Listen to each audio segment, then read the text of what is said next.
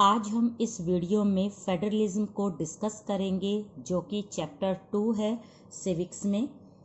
यहाँ पर हम जो मेन टॉपिक लेते हैं इस चैप्टर का वो है how is federalism practised. Okay, India में फेडरलिज्म जो सिस्टम अडॉप्ट किया गया था आफ्टर इंडिपेंडेंस, इसको हमने किस तरह से प्रैक्टिस में लाया। तो यहाँ पर सिर्फ फेडरलिज्म को कॉन्स्टिट्यूशन में मेंशन कर देने से ही फेडरलिज्म जो है वो प्रैक्टिस में नहीं आता।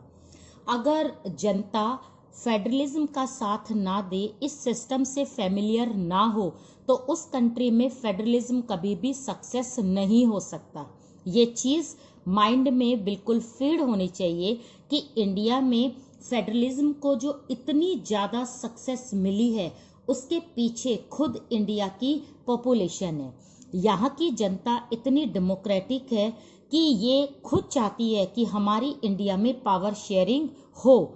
सेकेंडली, यहाँ की जो जनता है वो डाइवर्सिटी को मेंटेन करना, उनकी रिस्पेक्ट करना, दूसरी कल्चर को, लैंग्वेज को, रिचुअल्स को, ट्रेडिशनल को रिस्पेक्ट देना, ये सब कुछ वो बड़े आराम से हैंडल कर लेती है। तभी जाकर हमारी इंडिया में फेडरलिज्म को इतनी सक्सेस मिली कि इंडिया जो है वो आराम से फेडरलिज्म को प्रैक्टिस में ले आया।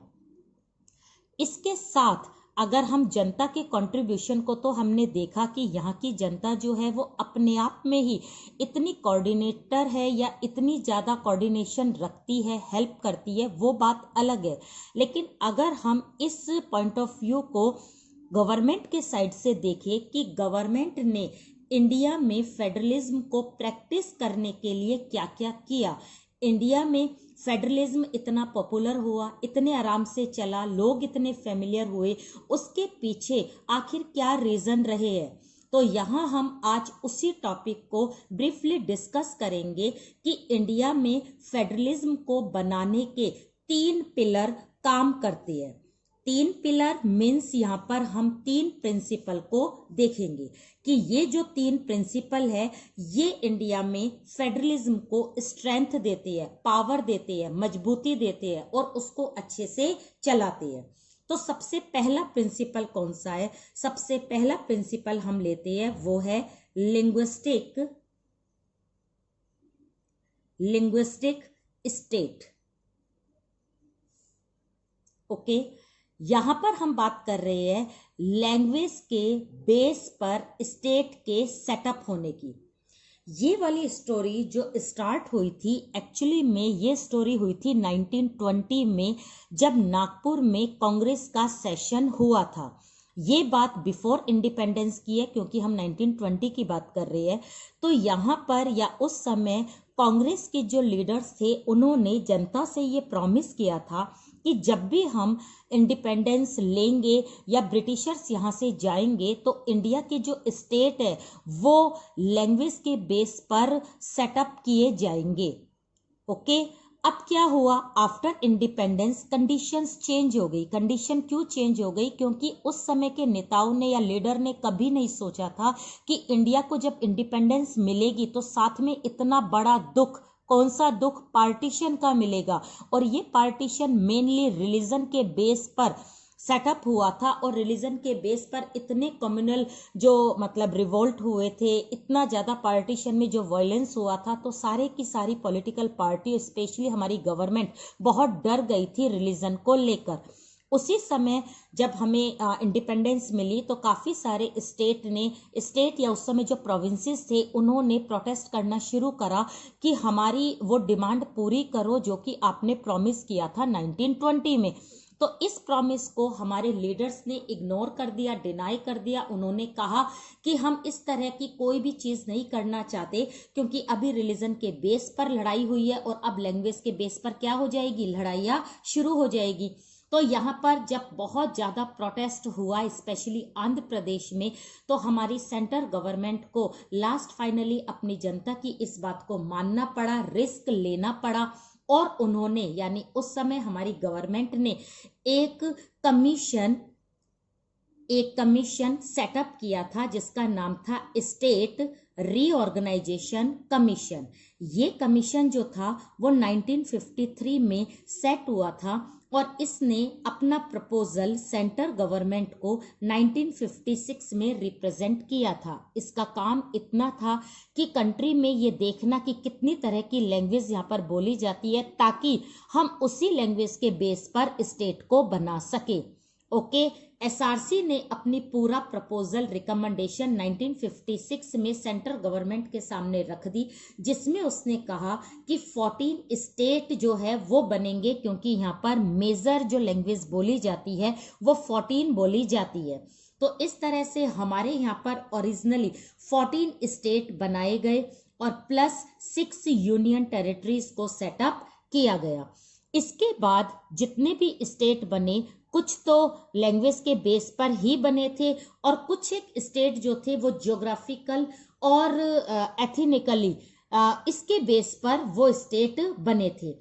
अब जैसे हम ज्योग्राफिकल की बेस की बात करें तो उसमें नागालैंड, उत्तराखंड, झारखंड, छत्तीसगढ़ ये ज्योग्राफिकल एरिया के हिसाब से, क्योंकि ये बहुत बड़े एरिया हो रहे थे ये वाले मतलब स्टेट, इसलिए इन बिग स्टेट में से इन स्टेट को निकाला गया लाइक उत्तराखंड, झारखंड और नागालैंड।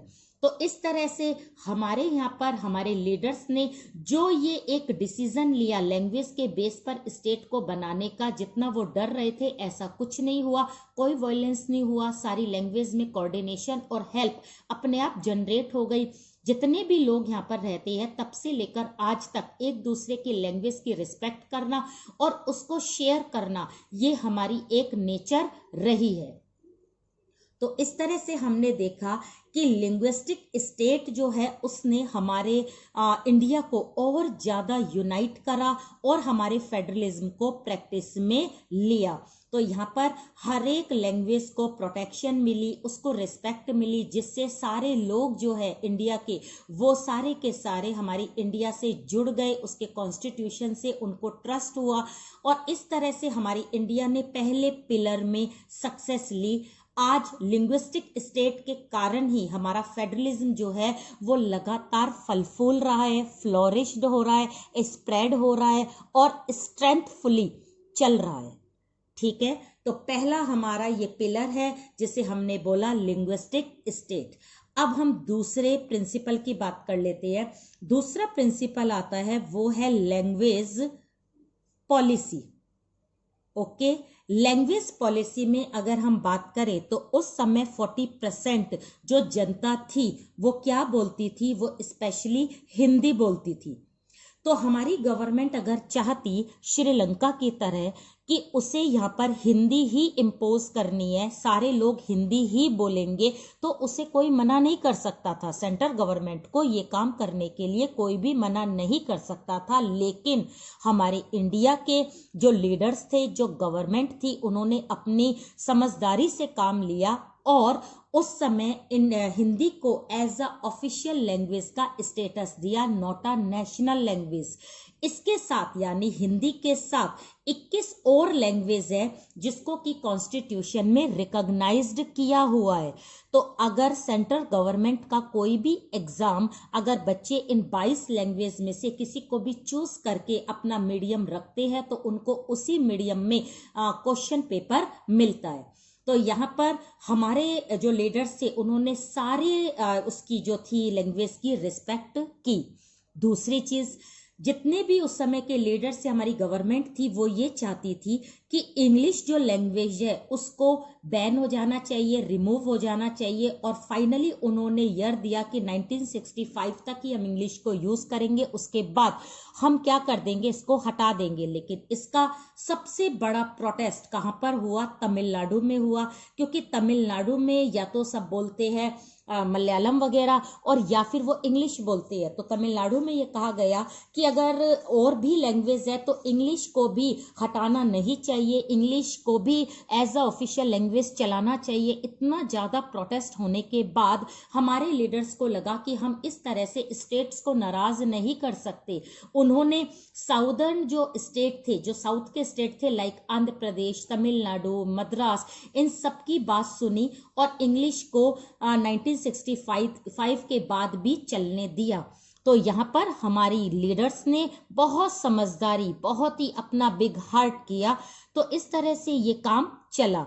फाइनली हमारी गवर्नमेंट जो थी वो हिंदी को प्रमोट करती थी, लेकिन आपको ये बात ध्यान रखनी है, प्रमोशन का मतलब कभी भी ये नहीं था कि हमारी इंडियन गवर्नमेंट हिंदी को इम्पोज करे। उसने कभी भी हिंदी को तमिलनाडु या और जितने भी साउथ के स्टेट है उनके ऊपर कभी थोपा नहीं, इम्पोज नहीं करा कि आपको हिंदी ही बोलनी है, हिंदी में ही काम करना है, हिंदी ही चलेगी, ऐसा नहीं किया। बल्कि सारी लैंग्वेज को उन्होंने रिस्पेक्ट दी और हिंदी को उन्होंने ज़्यादा से ज़्यादा प्रमोट किया। तो इस तरह से हमारी जो लैंग्वेज पॉलिसी है उसने भी हमारे फेडरलिज्म को मजबूत किया। अगर यहाँ पर सिर्फ एक ही लैंग्वेज को एक सुप्रीम स्टेटस मिलता तो जितने भी अदर लैंग्वेज वाले थे वो इंडिया से दूर हो जाते, इंडिया की गवर्नमेंट पर अपना ट्रस्ट नहीं करते और फेडरलिज्म जो था वो वीक हो जाता। तो इस तरह से हमारे स्टेट के पर्टिकुलर लैंग्वेज के लोगों ने, इसके साथ अलग अलग स्पीकिंग वाले लैंग्वेज वाले लोगों ने हमेशा फेडरलिज्म को आगे बढ़ाया और आगे उसको ज़्यादा से ज़्यादा मजबूती दी। अब हम तीसरा प्रिंसिपल देखते हैं कि इस तीसरे प्रिंसिपल ने क्या फेडरलिज्म को आगे और बढ़ाया और मजबूती दी, जैसे कि लैंग्वेज पॉलिसी और लिंग्विस्टिक स्टेट ने दी थी। तो तीसरा प्रिंसिपल आता है सेंटर स्टेट रिलेशन। ये हमें बात शुरू से पता है कि सेंटर स्टेट रिलेशन पर ही फेडरलिज्म जो है वो बेस होता है, क्योंकि फेडरलिज्म हमेशा पावर शेयरिंग को प्रमोट करता है। और पावर शेयरिंग किस किस के बीच होती है? सेंटर और स्टेट के बीच में। अगर पावर शेयरिंग नहीं है तो फेडरलिज्म नहीं है। ये बात क्लियर कट है, ठीक है। तो अब हम इस बात को इस तरीके से लेते हैं कि हमारी इंडिया में सेंटर स्टेट रिलेशन क्या इसी तरह से है? क्या इन दोनों के बीच में पावर शेयरिंग होती है, डिबेट होती है डिसीजन में? क्या सेंट्रल गवर्नमेंट स्टेट को साथ में लेकर चलती है? क्या स्टेट को उतनी पावर, उतनी अथॉरिटी मिलती है जितनी कि सेंटर को मिलती है? क्या सेंटर ने इनको फ्रीडम दे रखी है? ये सारी बातें किस पर डिपेंड करती है? फेडरलिज्म पर। तो हम यहाँ पर इस पॉइंट को जो डिस्कस करेंगे वो हम करेंगे 1990 से पहले और 1990s के आफ्टर, यानी आफ्टर 1990s, और यहाँ पर आएगा बिफोर 1990s। अगर हम 1990 से पहले की बात करें तो उस समय मेनली कौन सी सरकार रहती थी? कांग्रेस की। कांग्रेस की सरकार जो है वो सेंटर पे भी रहती थी, स्टेट में भी रहती थी। तो जो सेंटर ऑर्डर पास करता था, जो भी प्रोविजन पास होते थे, स्टेट कभी भी उसको क्रिटिसाइज नहीं करता था। स्टेट उनकी बातों को सिंपल मान लेता था, चाहे वो सही हो चाहे वो गलत हो। अगर पर्टिकुलर किसी स्टेट में कांग्रेस की गवर्नमेंट नहीं होती थी या सेम पार्टी नहीं होती थी सेंटर और स्टेट में, तो ऐसे समय में सेंटर जो थी वो मिसयूज करती थी आर्टिकल का। कौन से आर्टिकल का? 356 आर्टिकल। ये 356 आर्टिकल क्या होता है? इस आर्टिकल को सेंट्रल गवर्नमेंट जब स्टेट पर लगाती है तो स्टेट में से जो सीएम होता है और जो गवर्नर होता है वो हटकर सारा एडमिनिस्ट्रेशन कौन संभालता है? सेंटर।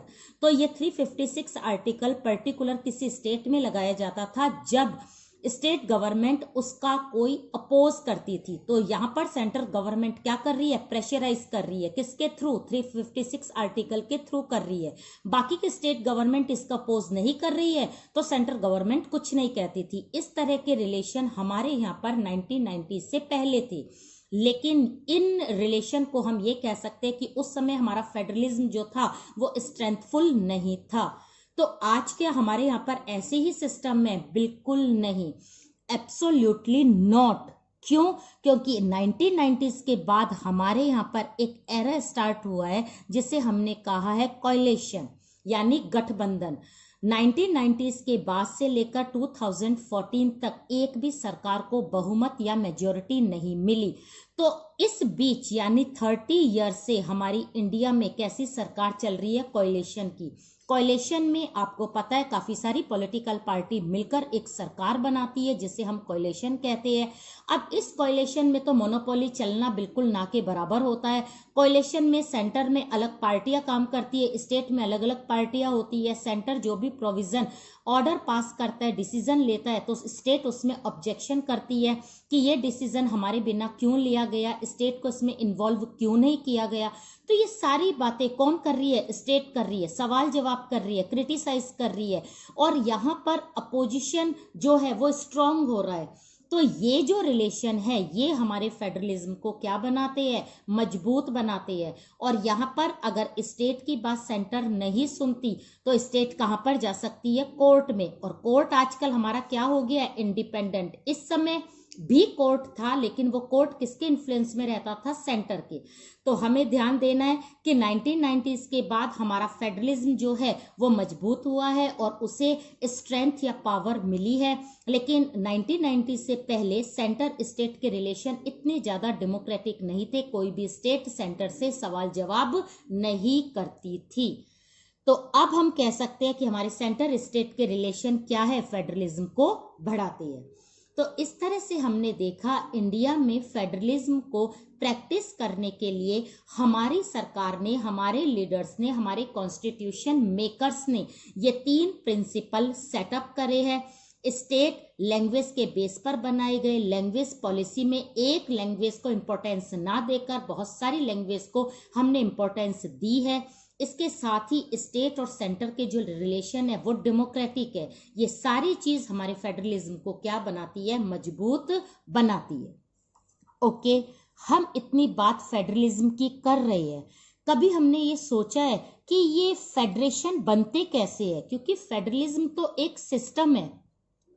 फेडरलिज्म बहुत बड़े बड़े कंट्रीज को सक्सेस करने के लिए, क्योंकि ज्यादातर बिग कंट्रीज ही फेडरलिज्म को अडॉप्ट करते हैं मोस्टली, तो बड़े कंट्रियों को संभालने के लिए फेडरलिज्म बहुत ही सही सिस्टम है। तो ये इतने बड़े कंट्री का फॉर्मेशन कैसे होता है? इतना बड़ा फेडरेशन बनता कैसे है? हमारे अंदर हमेशा ये एक सवाल क्लिक करता है। तो हम इसका जवाब नेक्स्ट टॉपिक में ढूंढने की कोशिश करते हैं, जिसमें हम देखते हैं फॉर्मेशन ऑफ फेडरेशन। हम फेडरलिज्म की इतनी बात कर रहे हैं, फेडरलिज्म सिस्टम में ये होता है, फेडरलिज्म सिस्टम में ये होता है। कभी हमने सोचा है कि फेडरलिज्म सिस्टम को अडॉप्ट करने वाले कंट्रीज जो अपना एक फेडरेशन बनाते हैं, एक संघ बनाते हैं, एक यूनियन बनाते हैं, वो कैसे बनाते हैं? तो यहाँ पर हम देखेंगे फेडरेशन बनाने के या संघ बनाने के, यूनियन बनाने के 2 तरीके होते हैं। अब ये 2 तरीके कौन कौन से होते हैं? एक होता है कमिंग टुगेदर। कमिंग टुगेदर का मतलब है साथ में आकर मिलना और मिलकर ये फेडरेशन बनाना। तो यहाँ पर साथ में आने वाले जो प्रोविंसेस, स्टेट होते हैं वो इक्वली पावरफुल होते हैं। इक्वली, जैसे यहाँ पर कितने स्टेट है? 1 2 3 4 5 6। ये 6 के 6 स्टेट जो है आपको इक्वल दिखाई दे रहे होंगे। इक्वल सर्कल है, इक्वल पॉपुलेशन है, इक्वल एरिया है, इक्वल पावर है, इक्वल रिसोर्स है। तो इनको वॉलेंट्री, मतलब एक तरह से ये जो आए हैं साथ मिलने के लिए, वॉलेंट्री आए हैं, इनकी कोई नीड नहीं है। अगर ये इससे अलग भी हो जाए तो भी ये आराम से एज अ कंट्री रह सकती है, लेकिन इन्होंने अपनी इच्छा से मिलना पसंद करा और मिलकर जो फेडरेशन बनाया है वो कौन से मेथड से बनाया है? कमिंग टुगेदर जैसे मेथड से, कि सारे एक साथ आए हैं और आकर ये मिलने के बाद ये फेडरेशन बना रहे हैं। ऐसा फेडरेशन हमारे वर्ल्ड में कहाँ कहाँ मिलता है? जैसे यूएस में मिलता है, ठीक है, स्विट्जरलैंड में मिलता है, नेक्स्ट किस में मिलता है? ऑस्ट्रेलिया में। ओके, तो ऑस्ट्रेलिया में 6 जो स्टेट है उन्होंने मिलकर ऑस्ट्रेलिया को बनाया। स्विट्जरलैंड में 26 जो स्टेट है इन्होंने मिलकर स्विट्जरलैंड को बनाया और यूएस में 50 स्टेट ने मिलकर यूएस को बनाया। तो यहां हमने देखा कि इनमें से कोई भी एक स्टेट वीक नहीं है, कमजोर नहीं है, और वो ऐसा नहीं है कि अगर उसको कोई बाहर निकाल दे, कोई उसको डोमिनेट कर रहा है और बेचारा वो डोमिनेट हो रहा है, क्यों? क्योंकि वो अकेला नहीं रह सकता, ऐसा नहीं है। अगर कोई उसे डोमिनेट करेगा तो वो एग्जिट कर जाएगा और अकेला रहकर भी आराम से सर्वाइव करेगा। लेकिन यहाँ पर इनकी इच्छा है कि हम एक फेडरेशन बनाए। तो फेडरेशन का ये तरीका जब इक्वल पावर में डिस्ट्रीब्यूट होता है, यहाँ पे सेंटर स्टेट सेम पावर को यूज करती है, सेम अथॉरिटी को यूज करती है, कोई अप और डाउन नहीं होती, तो ऐसे मेथड को, ऐसे तरीके को हम बोलते हैं कमिंग टुगेदर। तो दूसरा तरीका कौन सा है? दूसरा तरीका है होल्डिंग टुगेदर। नाम से ही पता चल रहा है, होल्ड करने का मतलब है किसी को कंट्रोल करना। यहां पर एक जो स्टेट होता है वो पावरफुल होता है, बाकी के स्टेट कोई पावरफुल होता है, कोई नहीं होता, कोई बहुत ही छोटा होता है, कोई बड़ा होता है। तो इस तरह से इनका जो आप स्ट्रक्चर देख रहे हो, तो किसी के पास में ज्योग्राफिकल एरिया बहुत कम है, किसी के पास तो है ही नहीं, किसी के पास बहुत ज्यादा है, जिसके पास ज्यादा है रिसोर्स भी ज्यादा है, पॉपुलेशन भी ज्यादा है। तो यहां पर सबसे पावरफुल आपको कौन सा स्टेट लग रहा है? ये स्टेट लग रहा है। तो ये स्टेट बाकी के जितने भी स्टेट है इनको क्या करेगा? होल्ड करेगा, मीन्स कंट्रोल करेगा। तो ये क्या बन जाएगा? ये मेन पावर बन जाएगा और ये उसके सबऑर्डिनेट पावर बन जाएंगे। यहां पर पावर शेयरिंग होगी, लेकिन कैसे होगी? अनइक्वली होगी। सबसे ज्यादा पावर को कौन यूज करेगा? ये पावरफुल स्टेट, और ये सारे के सारे उसको ओबे करेंगे। अब यहां पर अगर ये स्टेट ये सोचे कि हम इस फेडरेशन से बाहर निकल के खुद सर्वाइव कर पाएंगे, तो वो ऐसा नहीं कर पाएंगे। क्यों? क्योंकि उनके पास में एडमिनिस्ट्रेशन नहीं है, पॉपुलेशन नहीं है, ना उनके पास में कोई स्पेस है, एरिया है। तो कोई ना कोई कंट्री उसको अपनी कॉलोनी बना लेगा। तो कॉलोनी से बचने के लिए वो क्या करते हैं? ऐसे पावरफुल स्टेट के साथ जुड़े रहते हैं और फेडरेशन बनाते हैं। तो ऐसे को हम बोलते हैं, इस तरीके से बनने वाले फेडरेशन को हम बोलते हैं होल्डिंग टुगेदर। ये वाला वर्ल्ड में वैसे तो बहुत कंट्रीज ने करा है, लेकिन हम यहाँ पे 3 को एग्जांपल लेते हैं। एक तो इंडिया जिसने 28 को मिला रखा है, नेक्स्ट आता है स्पेन जिसने यहाँ पर 50 स्टेट को मिला रखा है, और नेक्स्ट हमने पढ़ा था बेल्जियम। तो बेल्जियम में कितने स्टेट मिले हुए हैं? 3। तो यहाँ पर सारे स्टेट इक्वली पावर को शेयर नहीं करते, सारे स्टेट के पास में इक्वल पावर है भी नहीं, तो इसलिए वो इस फेडरेशन में जुड़ा रहना उनकी मजबूरी माना जाता है। तो इस तरह से ये होल्ड पर रखते हैं ऐसे स्टेट को और साथ में मिलाकर फेडरेशन को बनाते हैं, जिसको हम कहते हैं होल्डिंग टुगेदर। तो इस तरह से आज हमने फेडरलिज्म चैप्टर में 2 टॉपिक क्लियर करे हैं। एक तो इंडिया में फेडरलिज्म किस तरह से सक्सेस हुआ, हमारी गवर्नमेंट ने कौन कौन से प्रिंसिपल यहाँ सेटअप करे जिससे कि यहाँ पर फेडरलिज्म जो है वो फेमिलियर हो जाए। दूसरा हमने करा कि वर्ल्ड में जो फेडरेशन बने हुए हैं, इतने बड़े बड़े जो फेडरल कंट्री है, उनका फॉर्मेशन कौन से तरीके से हुआ है, क्योंकि फेडरेशन बनने के 2 तरीके पॉपुलर माने जाते हैं। तो इसके सारे नोट्स आप डिस्क्रिप्शन बॉक्स में जरूर देखें।